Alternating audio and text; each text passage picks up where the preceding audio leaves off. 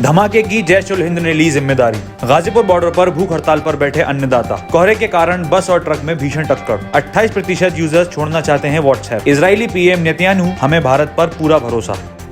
दिल्ली में इजरायली दूतावास के पास हुए धमाके में बरामद एक लिफाफा ने दहशतगर्दों के मंसूबे को और इशारा कर दिया है। इस लिफाफे के अंदर मौजूद पत्र में धमाके को ट्रेलर बताया गया है। इस पत्र में कहा गया है कि ईरानी सैन्य कमांडर सुलेमानी और ईरान के न्यूक्लियर साइंटिस्ट मोहसिन फखरजादे की हत्या का बदला लिया जाएगा। सूत्रों के मुताबिक इस मामले की जांच में इजरायल की खुफिया एजेंसी मोसाद भी शामिल हो सकती है। दिल्ली के बॉर्डर पर किसानों का आंदोलन जारी है। सिंघू बॉर्डर पर शुक्रवार को एक बार फिर से छिटपुट हिंसा देखने को मिली थी। इधर गाजीपुर बॉर्डर पर किसान नेता राकेश टिकैत अपने समर्थकों के साथ डटे हुए हैं। मुजफ्फरनगर में शुक्रवार को हुए महापंचायत में किसानों में दिल्ली कूच करने का ऐलान किया है। इधर आज 26 जनवरी की हिंसा पर दुख प्रकट करते हुए किसान राष्ट्रपिता महात्मा गांधी की पुण्यतिथि पर उपवास करेंगे। एक 13 साल के बच्चे को अपने छोटे भाई के साथ एक अन्य बच्चे की लड़ाई से इतना क्रोध आ गया कि उसने डंडे से मारकर 12 साल के बच्चे की हत्या कर दी। समाज में सहनशीलता की कमी दिखाते ही घटना गुजरात के सूरत जिले की है। सूरत के पांडेसर इलाके में 12 वर्षीय बच्चे की लाश भेस्तान की झाड़ियों में मिलने से आसपास के इलाके में हड़कंप मच गया। दिल्ली में शुक्रवार को वीवीआईपी इलाके में हुए धमाके के बाद सुरक्षा व्यवस्था पर भी सवाल उठ रहे हैं। शुक्रवार को जब राजपथ पर बीटिंग द स्ट्रीट सेरेमनी चल रही थी तो उससे मात्र 2 किलोमीटर की दूरी पर इजरायली दूतावास के नजदीक 100 से 150 मीटर की दूरी पर शाम को 5:05 पर जिंदल हाउस के सामने ईआईडी ब्लास्ट हुआ है।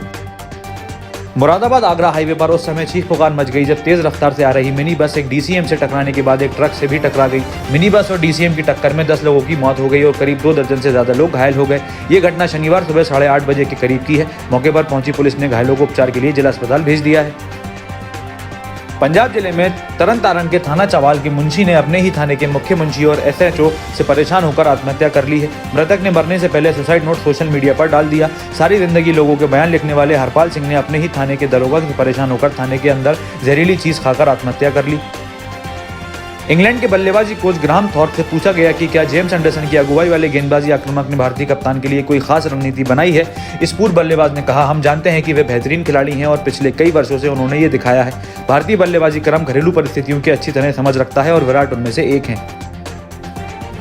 व्हाट्सएप ने हाल ही में अपनी प्राइवेसी पॉलिसी को अपडेट किया था। इस अपडेट के बाद से ही यह प्लेटफॉर्म विवादों में आ गया था। बहरहाल कंपनी ने इसे मई 2021 तक के लिए टाल दिया है। इस बीच एक सर्वे किया गया और पाया गया कि करीब 79% यूजर्स व्हाट्सएप के इस्तेमाल के बारे में फिर से सोच रहे हैं। वहीं 28% लोगों का ये कहना है कि वे नई पॉलिसी मई में लागू होने के बाद व्हाट्सएप छोड़ देंगे।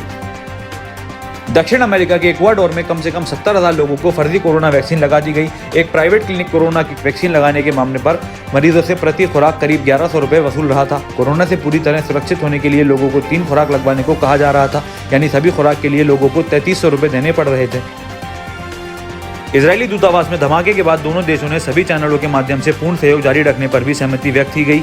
सबसे पहले विदेश मंत्री एस जयशंकर ने अपने इजरायली समकक्ष गबे अशेकनाजी से बात की और राजनयिकों की पूर्ण सुरक्षा का भरोसा दिलाया। इसके बाद एनएसए अजीत डोभाल ने भी इजरायली में अपने समकक्ष को घटना की जानकारी दी। अगर आपको हमारा कंटेंट पसंद आ रहा है तो आप हमें patreon.com पर जाकर सपोर्ट कर सकते हैं या फिर इस वीडियो के डिस्क्रिप्शन में दिए गए लिंक पर जाकर भी हमें सपोर्ट कर सकते हैं। फिलहाल के लिए इतना ही। इस तरह की और खबरें देखने के लिए हमारे YouTube चैनल को सब्सक्राइब करें और बेल आइकन को प्रेस करें। धन्यवाद।